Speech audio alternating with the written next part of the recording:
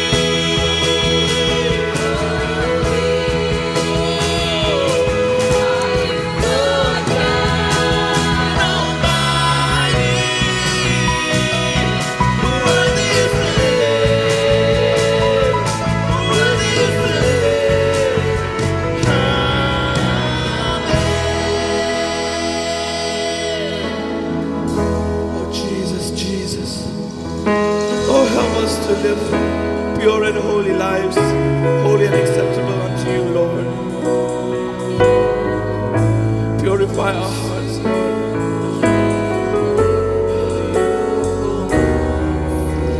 By the blood that you have been slain for us, Lord, purify our hearts, Lord. Jesus, Jesus. Oh Lord, because you are Adonai, El Shaddai, Elohim. Oh Jesus, thank you.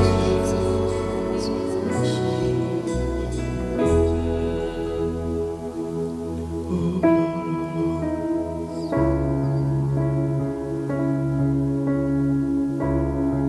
Adonai, Adonai. Oh Lord,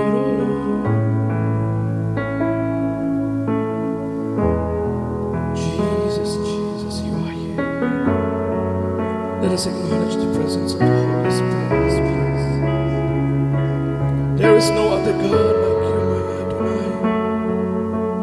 That is why we worship you, we worship you.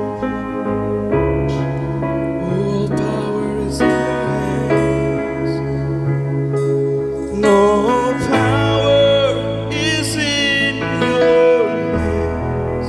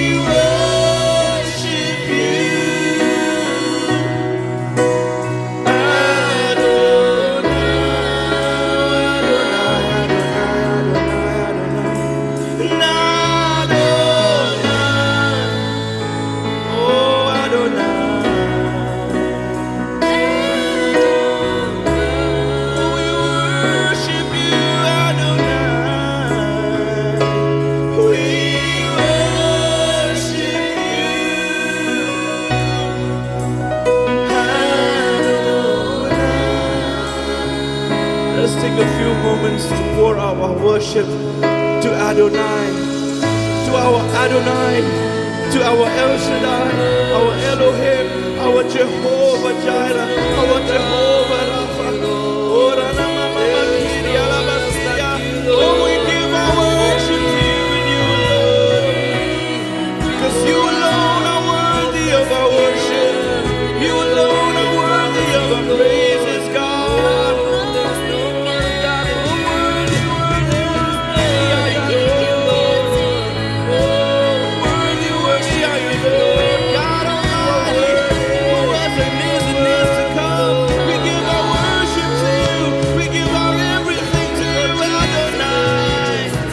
Only you and only you. Oh, Rana Mama Mama Kiri Alabasiri Alabakuri Alabayede. Oh, Rana Mama Kiri Alabasiri Alabakuri Alabakiri Alamasiri Alabayede. Oh, we give our worship, we worship, we worship you, Lord. We worship, we worship, we worship you, Lord. Oh, we worship you, you and you alone. You and you alone.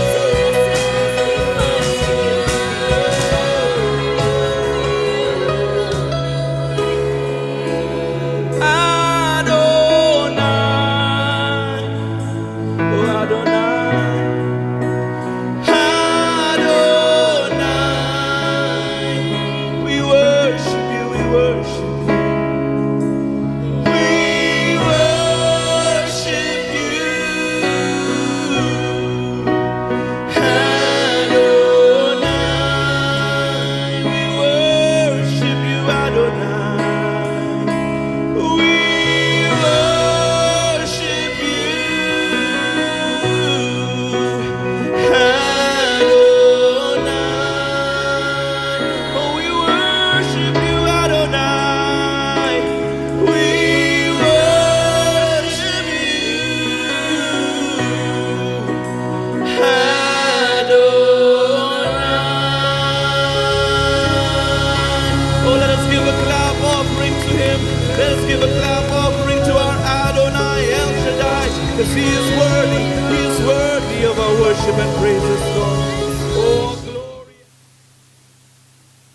Good morning, church. Good morning. I welcome each and every one of you to the house of the Lord and those tuning in online. This is a new and a beautiful day that we could all come together in the house of the Lord to be in his presence, to celebrate his victory. Amen. So I thank God for another opportunity to share his word. And I also thank the leadership for this privilege.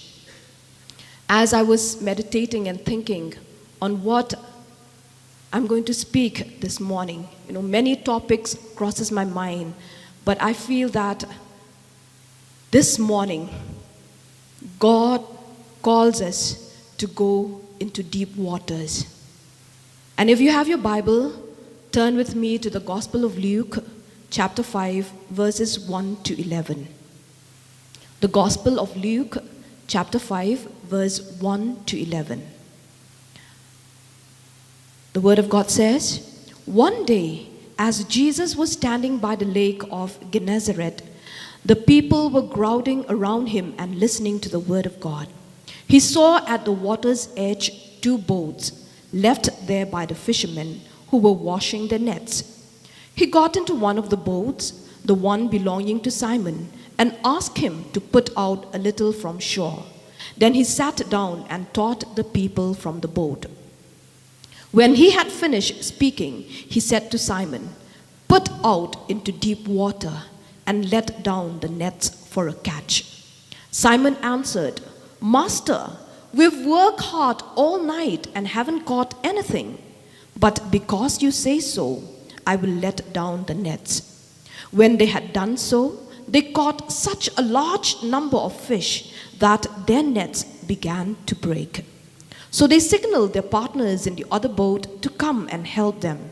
And they came and filled both boats so full that they began to sink. When Simon Peter saw this, he fell at Jesus' knees and said, 'Go away from me, Lord. I am a sinful man." For he and all his companions were astonished at the catch of fish they had taken. And so were James and John, the sons of Zebedee, Simon's partners. Then Jesus said to Simon, "Don't be afraid. From now on, you will fish for people." So they pulled their boats up on shore, left everything, and followed him. Now, in this passage, we saw that Peter knelt in the water to clean his nets. He, together with James and John, carried on cleaning their empty nets of dirt from the Galilean Sea, unaware of the crowd of people surrounding Jesus. It had been a long and fruitless night because, despite their efforts, they were unable to catch a single fish. Suddenly, Peter heard his name. "Simon, may I use your ship?" And Peter dropped his net and went back to the seat on the fishing boat, willing to help Jesus. As he moved away from the crowd, as he moved the boat from the coast, the crowd on the bank across the Galilean Sea, they heard what Jesus had to say. Now Jesus finished his message and turned once again to Peter. His request this time was astounding. He said, "Launch out into the deep and let your nets for a catch." Launch out into the deep and let down your nets for a catch. Now, in the Sea of Galilee, fishermen were known to capture fish in shallow water during the night rather than deep water in full daylight. So here Peter had two options. When he heard what Jesus asked him to do, he had two options. He could follow his senses and deny or decline to launch out into the deep, or he could obey Jesus and take off. Now Peter did not realize it, but his decision in that moment would be critical. It would be a critical point for the rest of his life. Now, Peter's decision and the miracle that followed highlight how one act of obedience, or how one act of obeying Christ's commands, can change the course of an entire life. Now, when Peter chose to place his faith in the powerful word of God, his life would never be the same. Likewise, we have the privilege of experiencing the miraculous power of God. The same Jesus that spoke to Peter 2,000 years ago is the one we are serving now. His written word is available to us, and we have the promises of his faithfulness to back us or to support us. Now, why then do we lack fruit in our ministry? What is the reason of this lack? In verse 5 of Luke chapter 5, Peter stated, "Master, we have toiled all night by our own methods or with the means that we know, and have taken nothing." No, we have worked hard the whole night. We have tried to catch, but then there's nothing being caught. We have the boat and net, so lack of resources is not an issue. The sea is open and ready, and there are plenty of souls in need of Christ. However, we wait and sit on the dock, attempting to catch fish in shallow waters. Before we can accomplish anything great for God or anything significant, we must choose to launch out. We must choose to step out at his command. We need to step out of our comfort zone. Like Peter, how we respond to God's word will either attract his blessing and power or it will hinder it. Great things won't happen until we progress in our service to Christ. Our lives and ministry will become spiritually stagnant in the absence of spirit-led, spirit-filled activities. Our endeavors to serve the Lord with our strength will always result in empty nets, just like Peter's disappointing fishing night.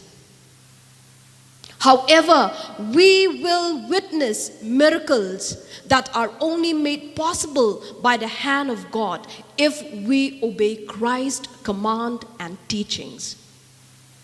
Perhaps our greatest obstacle in witnessing the miraculous power of God is our own indifference or our own apathy.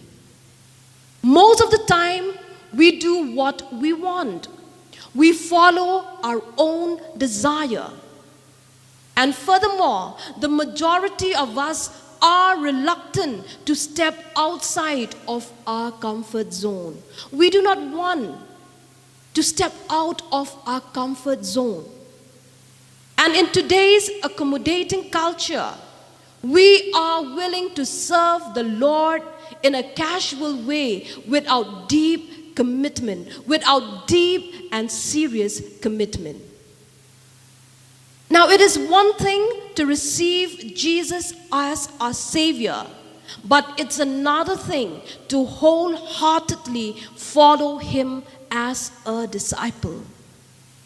Now, going into deep waters, it requires whole commitment and it needs entire devotion. It implies that we set our sails to catch the wind and weigh the anchor. It implies that we fully submit, we fully surrendered to the captain's instruction and leave the shallows behind. This means that we need to commit our lives fully to the Lord, leaving behind the things that we hold on and are familiar with, and obey Him completely. Proclaiming the gospel is the primary goal of ministry. But often we become sidetracked and we lose focus in the murky waters of shallow Christianity. We create a range of programs and often work in the shallows. We don't catch fish though. Serving others take precedence over sharing the gospel of Jesus Christ with unsaved people. I feel today we have two choices. Either we can lament or complain the state of our nation and the multitudes of lost people around us. Or we can roll up our sleeves, hoist the sails, and launch out into the deep. Which choice are we going to make? We need to ask ourselves, can we just sit and lament and complain? Or will we launch out into the deep? The choice is ours. When Jesus saw a need, He took action.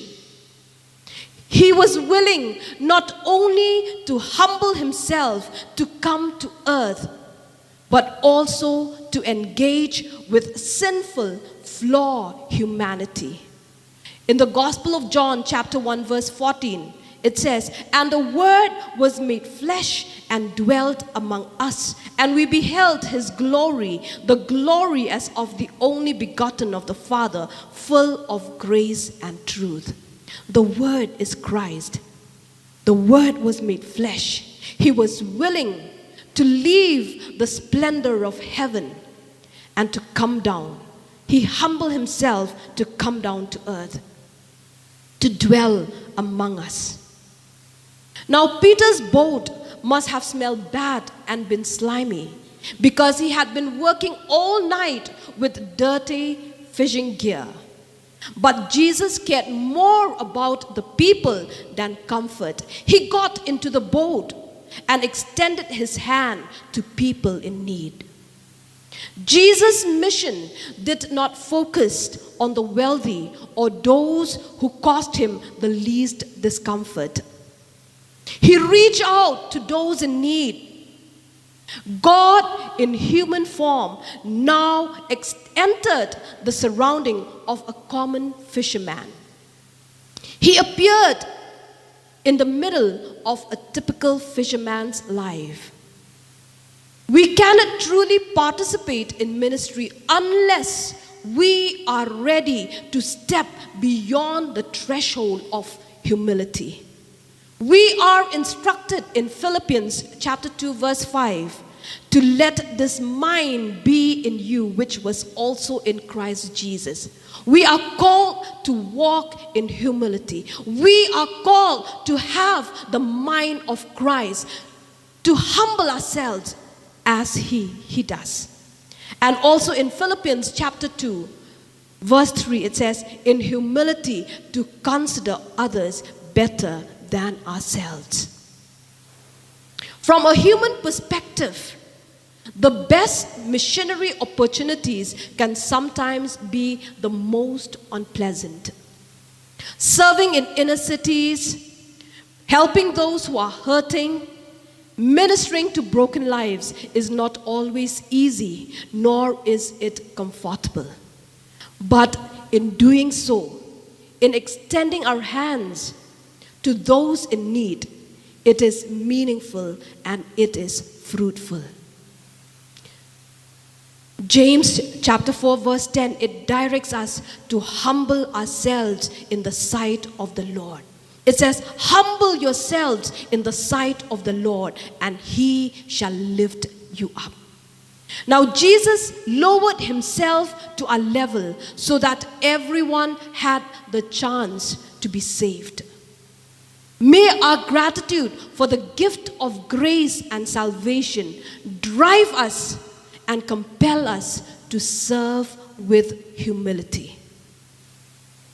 In the passage that we have just read, we see that when Jesus told Peter, launch out into the deep and let down your nets for a catch, Peter responded with logic.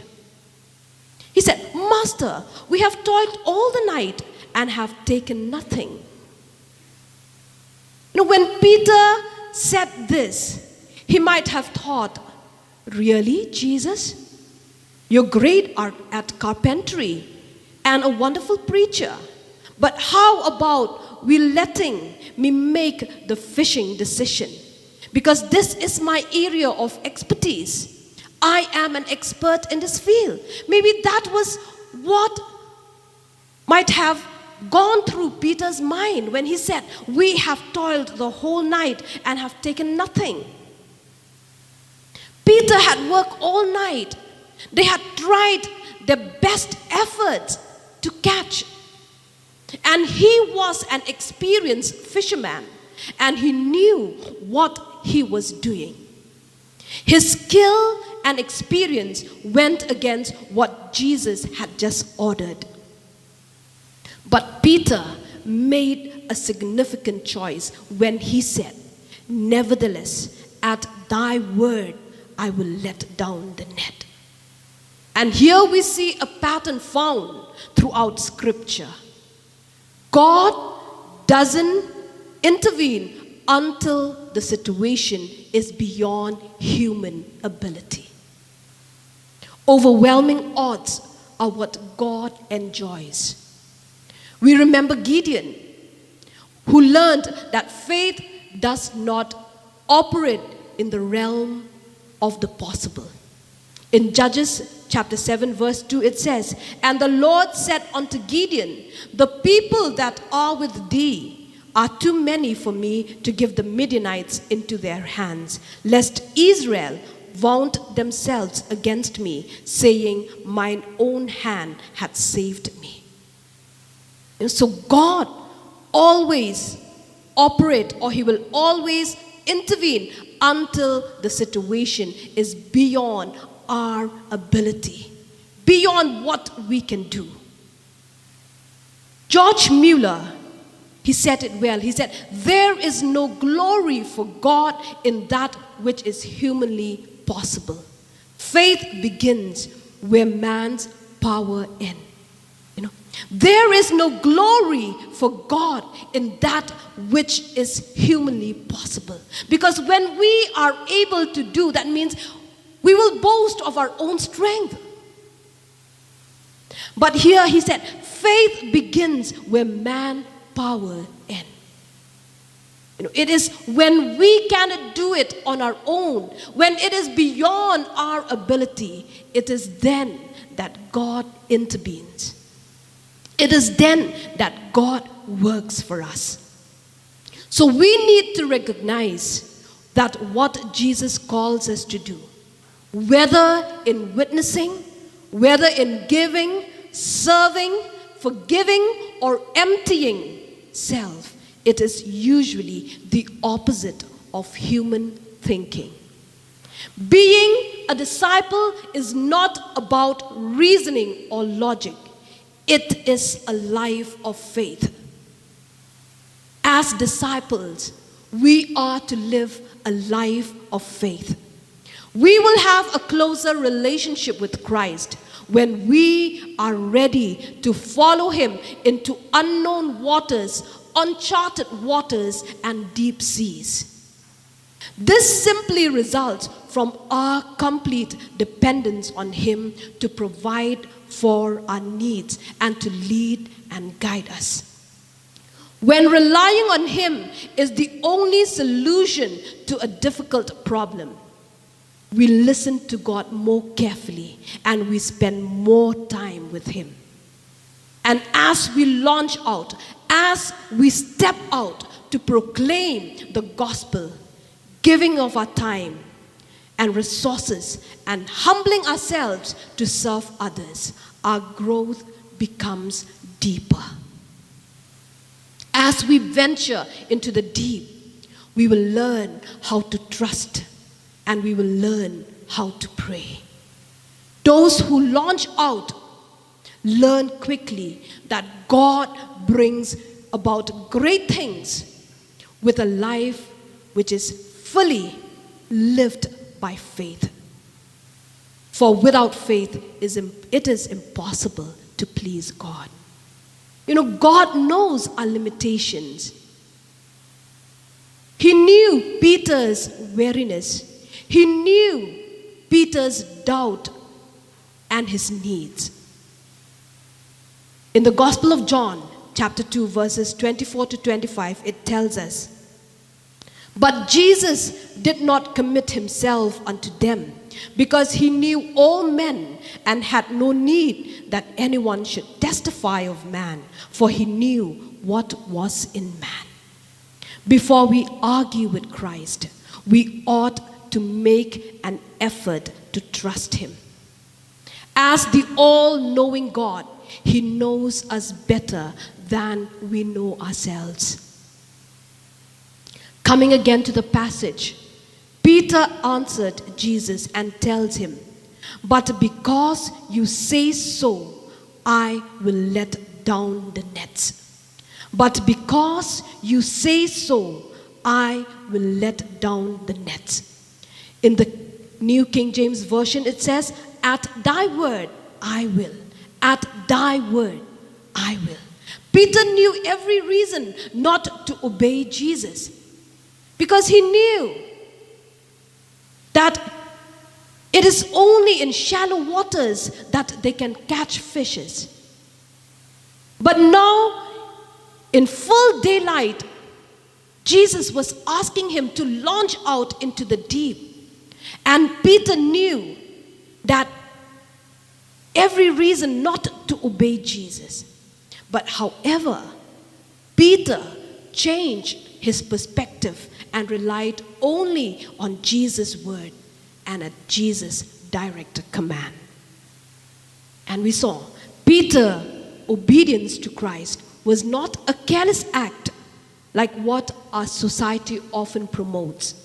It was not the result of ignoring reason or following his own desires. But Peter's decision to step out was intentional and purposeful. It came from a man who had clearly received Christ's command and was convinced that God's power and strength were greater than his own limitation. We need to ask ourselves, how can we develop such faith? How do we know when and where to launch out? How and where to step out? In Romans chapter 10, verse 17, it provides a clear answer. So then, faith cometh by hearing, and hearing by the word of God. How can we develop such faith? It is by hearing, and hearing the word of God. Are we listening to God's word? Do we read it? Do we meditate it? Do we study it, memorize, or listen to it as it is preached? In today's world, ministry has often moved away from God's word. Because we spend so much time on social media, critics, the internet, talk shows, popular opinion, and best-selling books, we sometimes forget about the one thing we really need. That is the Word of God.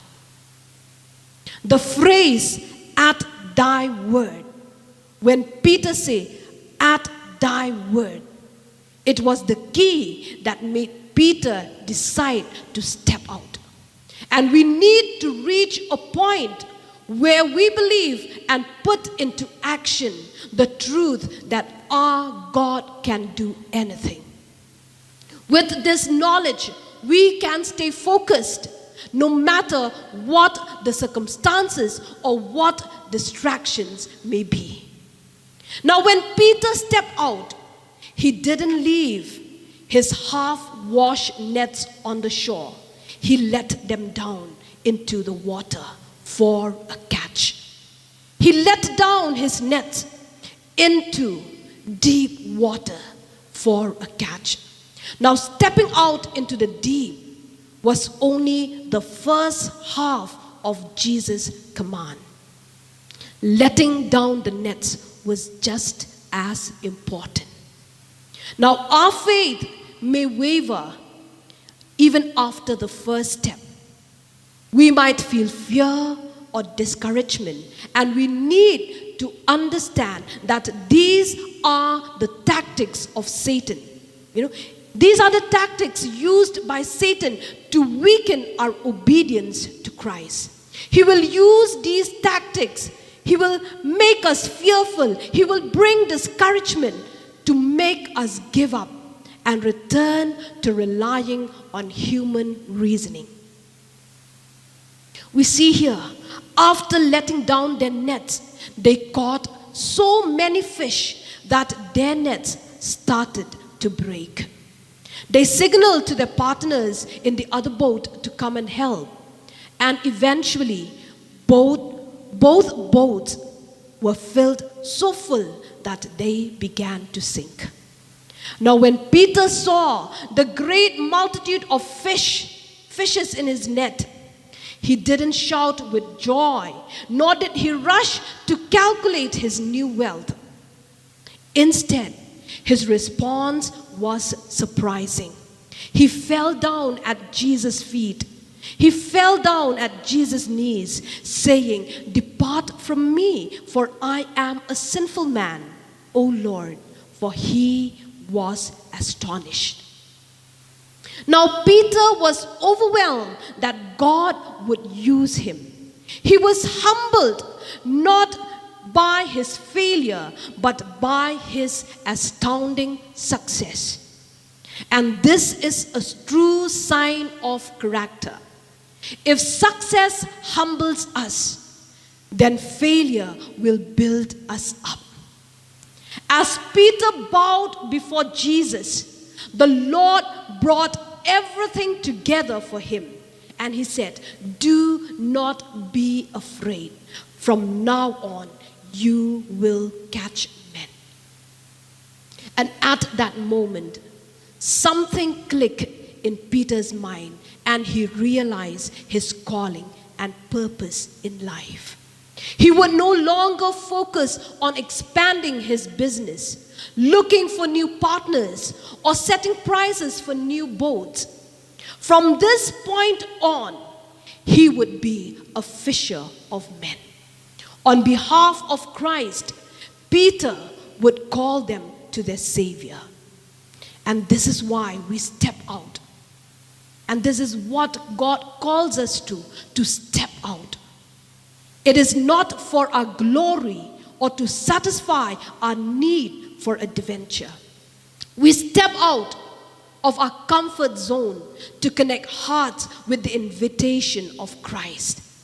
God is calling us to step out of our comfort zone and to invite others to connect hearts with the invitation of Christ.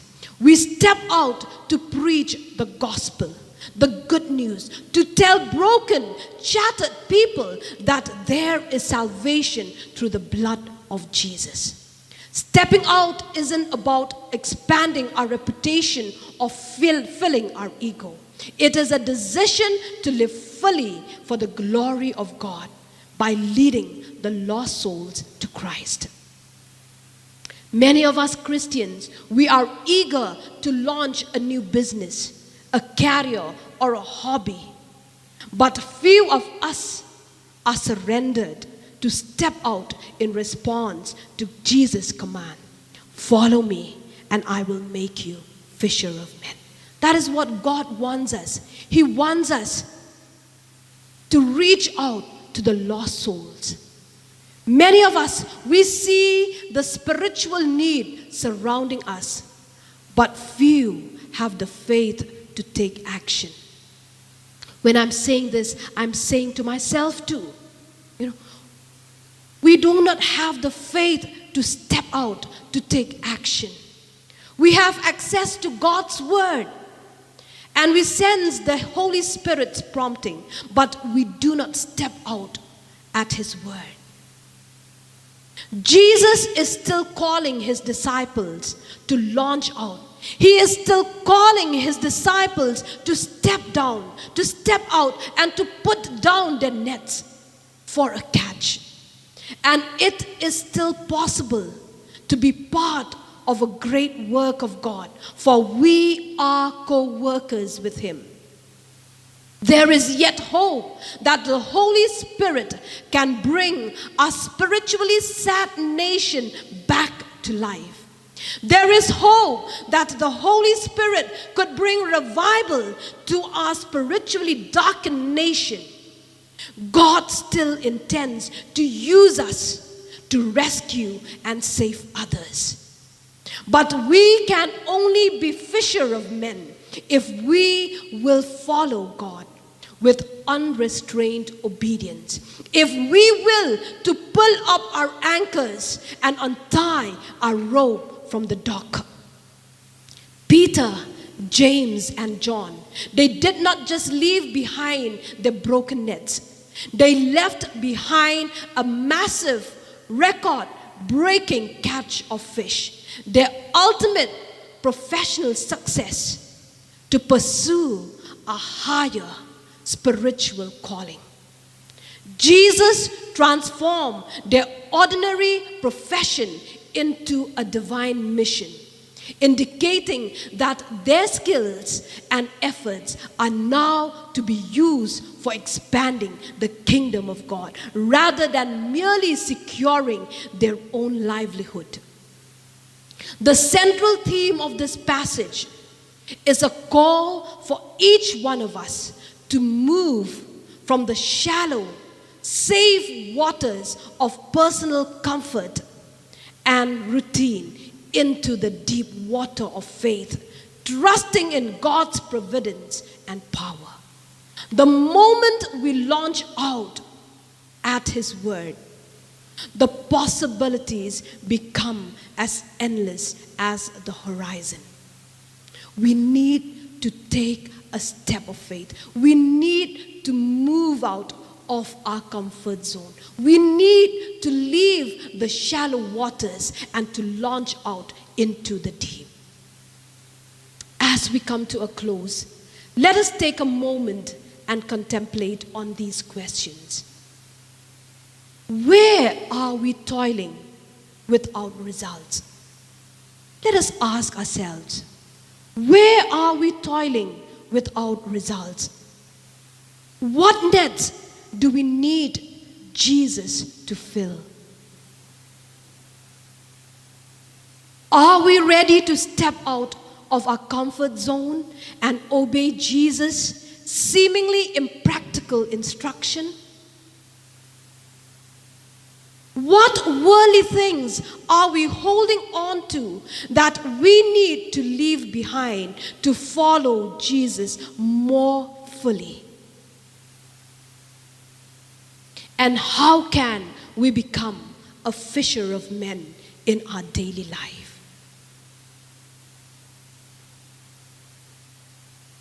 There are many dying souls around us. How can we extend our hands to reach out to them? Are we willing to step out? Are we willing to leave our comfort, to step out, to reach out to these people who are hurting, to these people who are broken, and to these people whose lives are shattered? I feel God is asking us this morning, what choice are we going to make? Are we willing to roll up our sleeves? Are we willing to hoist our sails and launch out into the deep? Or can we just sit and watch and just lament and complain? God is calling us to launch out into the deep.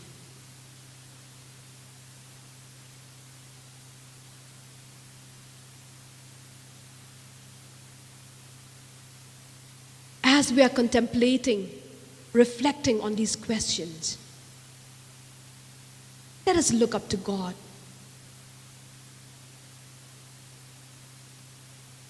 Let us allow God to work in our lives, to stir our hearts, to have that passion for the lost.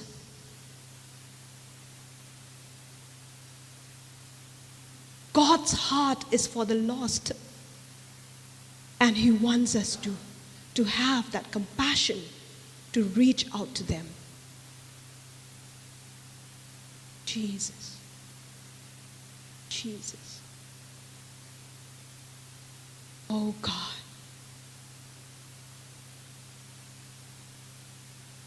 Jesus. Here we are, oh God. Here we are, oh Father, responding to your call, oh God.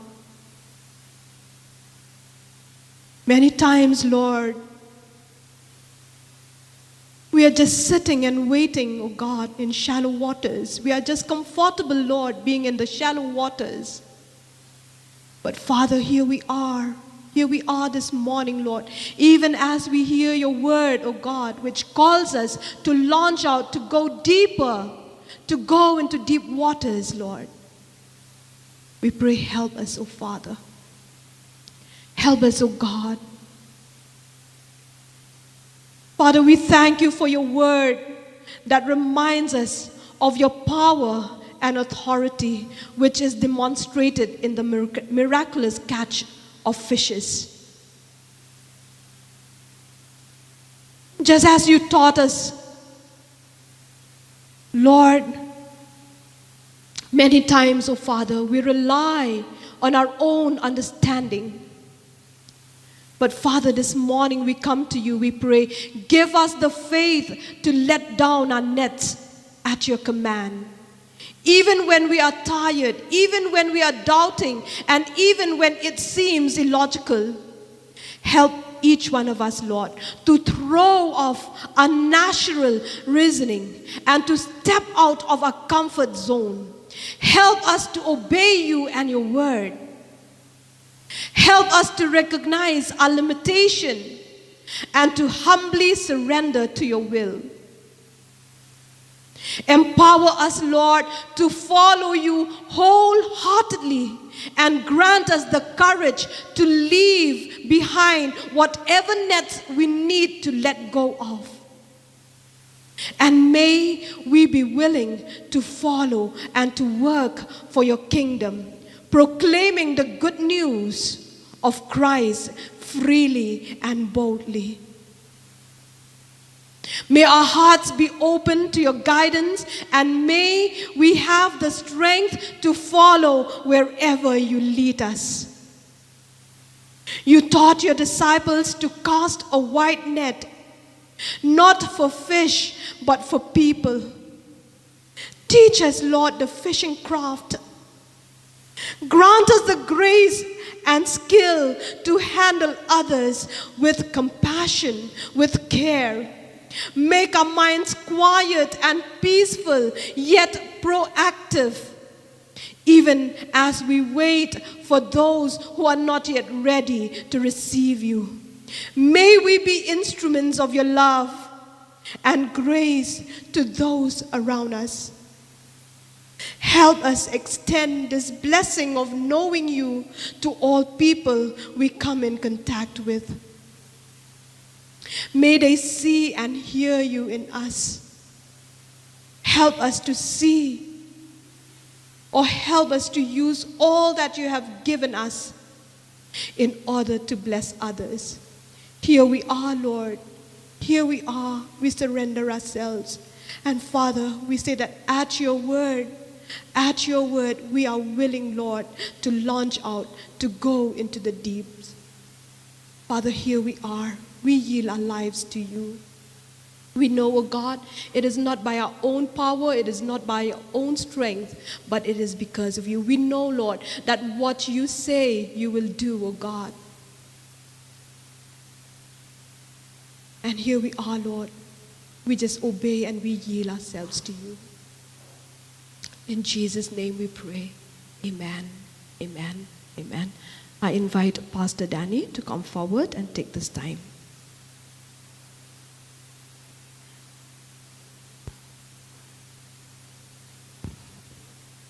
Thank you, Pastor. May I add a point here? As we see from the message that the Lord has spoken to us, we may try our efforts with our strength, but without help from God, it is all futile.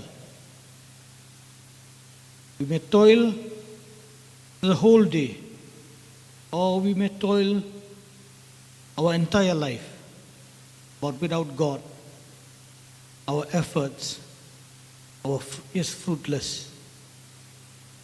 Let us all rise up as we look to God.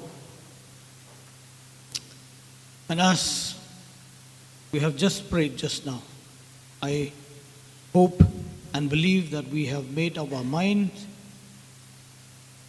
to see what God has for each and every one of us as individual and as a church,